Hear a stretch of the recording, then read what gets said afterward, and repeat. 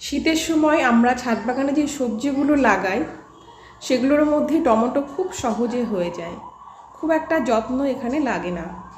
আর তাছাড়া যারা টাকা পয়সা একদম খরচা করতে আমরা অনেকেই চাই না, নিজেরা ঘরের যা কিছু থাকে কিচেন কম্পোস্ট থেকে শুরু করে জৈব সার তৈরি করা, সেখান থেকে সেগুলো দিয়েই আমরা মোটামুটি কাজ চালিয়ে নিই।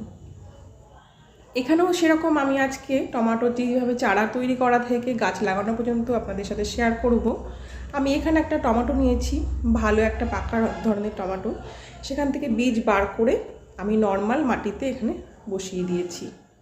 বেশ কয়েকদিন পর, মোটামুটি 2-4 দিন পর থেকেই এটা জার্মিনেট হতে শুরু করে দেবে। দিন 15 পর এটা কিন্তু লাগানোর উপযুক্ত হয়ে যায়। আর এখানে আমি মাটি নিয়েছি একদম নর্মাল মাটি, সেটা রোদে আমি শুকিয়ে নিয়েছি।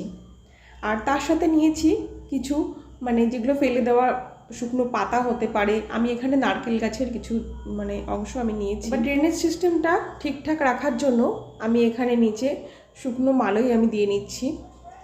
তার উপরে যে এই ছিবড়াগুলো, এগুলো আমি কিছুটা দিয়ে নেব অল্প পরিমাণে। তার উপর এগুলো দেবো মাটি। এরপর মাটির সাথে আমি সেরকমভাবে কিছুই মেশাইনি, নর্মাল মাটি আমি এখানে ইউজ করছি। এই মাটিতে যেহেতু বালির পরিমাণটা একটু বেশি আছে, ওই জন্য আমি এখানে নর্মাল মাটি নিয়েছি। আর মাটিতে যদি বালির পরিমাণ কম থাকে তবে একটু বালি মিশিয়ে নেওয়া ভালো। গাছগুলো তোলার সময় কিন্তু খুব সাবধানে তুলতে হবে যাতে শেকড়গুলো ছিঁড়ে না যায়।